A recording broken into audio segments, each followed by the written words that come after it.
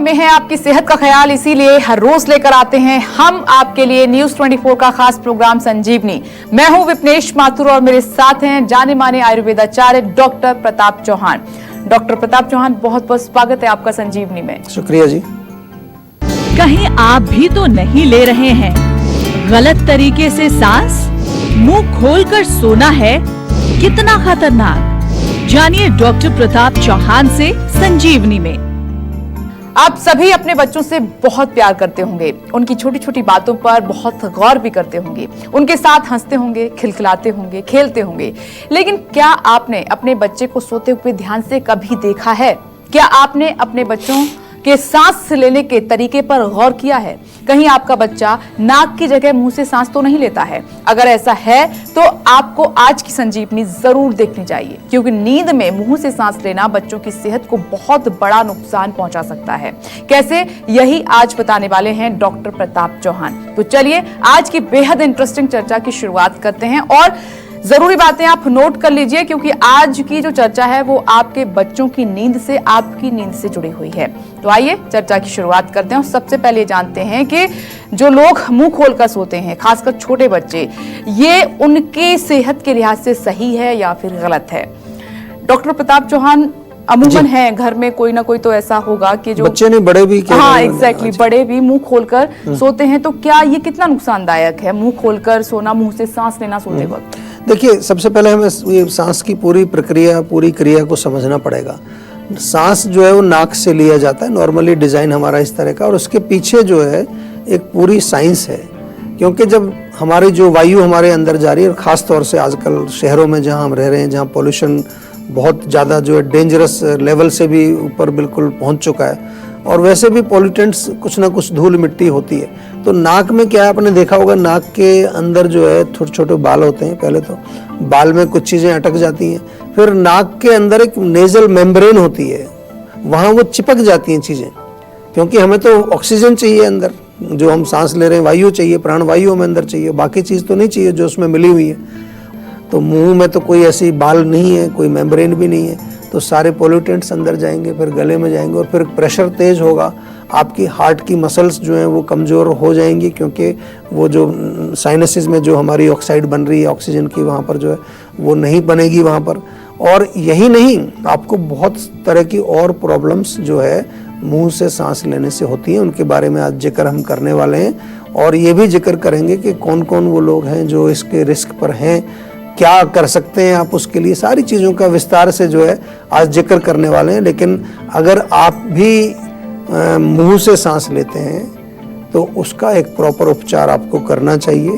कई लोग इसलिए मुंह से सांस लेते हैं कि नाक में कुछ रुकावट होती है, क्या क्या रुकावटें होती हैं उनके बारे में भी थोड़ा सा आपको समझाएंगे। लेकिन ऐसा नहीं है कि इसका उपचार नहीं है, इसका उपचार हो जाता है, बिल्कुल आसानी से होता है, और उस उपचार के बारे में भी आपसे बात करेंगे।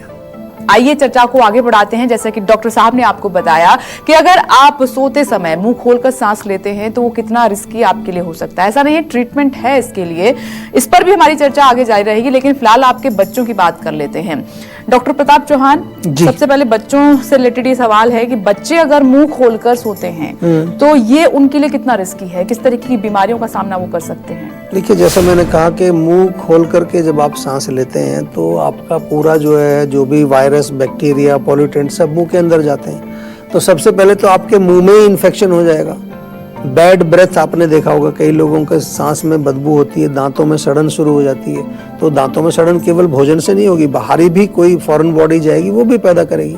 फिर आपको गला आता है, उसके बाद गले में जो है सोर थ्रोट होगा, आपको आगे लंग्स में जाएगा वो, तो आपको जो है सांस की तकलीफ करेगा, खांसी पैदा करेगा, ड्राई कफ करेगा, ड्राइनेस पूरे आपके रेस्पिरेटरी सिस्टम में हो जाएगी। इसके अलावा क्योंकि ऑक्सीजन पूरी रूप से नहीं जा रही है, उसमें कुछ चीज़ें ऐसी हैं जो मिल करके जा रही हैं, तो थकान बनी रहेगी। नॉट ओनली फिजिकल थकान रहेगी, आपका जो ब्रेन है, जिसमें कम से कम जितनी भी ऑक्सीजन हम शरीर में अंदर लेते हैं, 20% of the oxygen is utilized by our brain. तो ब्रेन भी, फॉगी ब्रेन कहते हैं ना, जैसे कई बार लगता है कि कुछ ब्रेन में कुछ धुंध सी छाई हुई है, इस तरह का कई बार प्रयोग करते हैं हम, तो वो भी एक प्रॉब्लम आपको आएगी।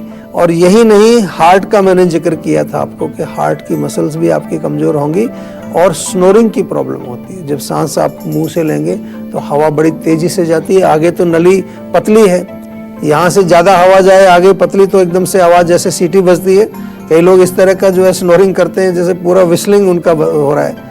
तो ये तमाम प्रॉब्लम्स जो हैं ये केवल ना केवल बच्चों में ही होंगी, बड़े लोगों में भी हो सकती हैं ये। और गले का कनेक्शन हमारे कान के साथ भी है, तो कान में भी इन्फेक्शन हो जाता है कई बारी अगर आप मुंह से सांस ले रहे हैं। राजस्थान बीकानेर से दर्शक मौजूद हैं। मनीषा जी, स्वागत है आपका संजीवनी में। अपना सवाल कीजिए डॉक्टर प्रताप चौहान से। जी नमस्कार, मैं मनीषा बात कर रही हूँ बीकानेर से। जी नमस्कार जी। जी सर, ये मेरे को एक पूछना था। मुझे कई सालों से सर ये प्रॉब्लम है, मेरे सिर पे ना बहुत रूसी है, शायद सर्दी हो शायद गर्मी हो। ये मतलब और सीजन में ये रूसी होता है। अगर मैं हेयर वॉश कर लेती हूँ तो उस दिन थोड़ा साफ होता है, फिर अगले दिन फिर वही ऑयली हेयर हो जाता है, रूसी, और बाल भी बहुत झड़ते हैं। जी तो जी, इसका कोई इलाज हो तो आप मुझे बताएं। हाँ देखिए, इलाज तो होता है। इलाज करने के लिए जैसा हम बार बार समझाते हैं कि इलाज के लिए थोड़ा सा समझना पड़ता है कि कारण क्या है। कुछ लोगों को जो है बाय नेचर उनका स्कैल्प इस तरह का है, ऑयली स्कैल्प होता है कुछ लोगों का। अलग अलग तरह के जो है हमारे बाल भी हैं, बालों के भी अलग अलग मैं नेचुरल बता रहा हूँ, बीमारी की बात नहीं कर रहा। तो एक तो ये समझना है कि वो आपका नेचर इस तरह का है या कोई रोग है। अगर रोग है तो उसका कोई कारण होगा, और कारण मोस्टली इसमें इंटरनल मिलता है। इंटरनल कारण को अगर हम समझें आयुर्वेद में तो वात पित्त कफ हमारे ये 3 दोष हैं जो शरीर के सारे फंक्शंस को कंट्रोल करते हैं। तो वहाँ कौन से दोष में उसका जो है इन्वॉल्वमेंट है ये भी समझना पड़ेगा।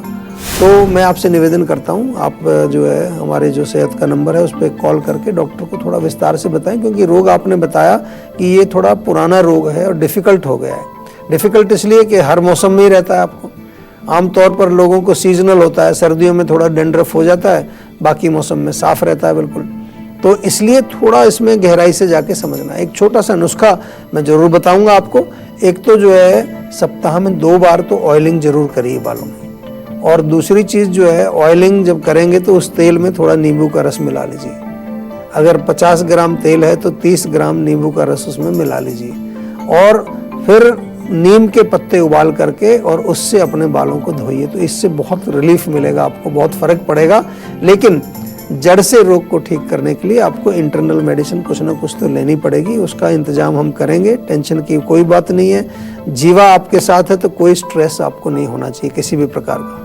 हेल्थ के लिए हम आपके साथ हमेशा हैं, और आपकी हर बात को हम आयुर्वेदिक तरीके से समझ करके उसका आयुर्वेदिक उपचार आपको बताते हैं। हल्दी से कैसे होगी आपकी स्किन हेल्दी, ये बताएंगे आज की संजीवनी टिप्स में डॉक्टर चौहान आपको, लेकिन अब से कुछ ही देर के बाद। आइए इसी के साथ चर्चा को आगे बढ़ा लेते हैं और बात करते हैं आपकी और आपके बच्चों की। डॉक्टर चौहान, हम बच्चों की भी बात कर रहे हैं, अब बड़ों की भी मैं बात करूंगी कि बड़े भी मुंह खोलकर सोते हैं, तो अगर सोते हैं तो किस तरह की बीमारियां उनको हो सकती है। साथ ही ये तो आपने कहा कि जो हेल्दी लोग हैं वो भी मुंह खोलकर सोते हैं तो उनको भी प्रॉब्लम्स हो सकती हैं, लेकिन जो पहले से ही किसी न किसी बीमारी से ग्रसित हैं, बीमार हैं, तो उनको कितनी तकलीफ हो सकती है? बिल्कुल, देखिए जैसा कि मान लो किसी को टॉन्सिल्स ऑलरेडी बढ़े हुए हैं, या एडेनोइड्स आपने सुना होगा, या किसी की नाक बंद ऑलरेडी, आपने कई लोग बताते हैं जी नाक में हमेशा म्यूकस ही भरा रहता है।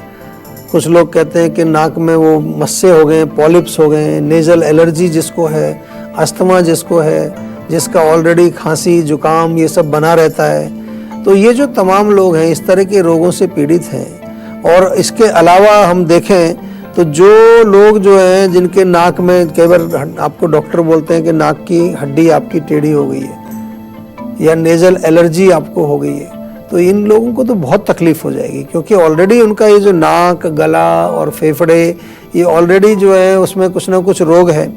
और फिर आप कहीं मुंह से सांस ले रहे हैं, स्लीप एपनिया हो जाता है जिन लोगों को, उनको बड़ी तकलीफ होती है। जिन लोगों को स्लीप एपनिया है उनको वैसे ही जो है ऑक्सीजन की कमी हो जाती है, और फिर मुंह से सांस लेंगे तो फिर प्रॉपर ऑक्सीजन उसको प्योर नहीं मिलेगी।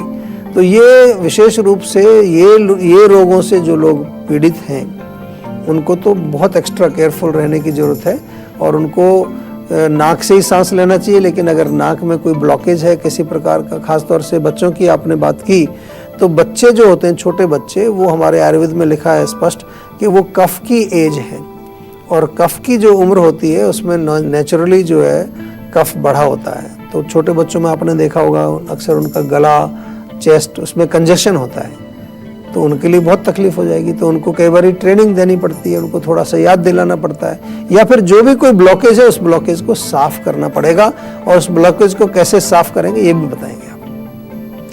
जयपुर से संजीवनी दर्शक विवेक जी मौजूद हैं। स्वागत है आपका संजीवनी में। अपना सवाल कीजिए डॉक्टर प्रताप चौहान से। हाँ सर नमस्कार। नमस्कार जी। तो मेरी उम्र 31 साल है।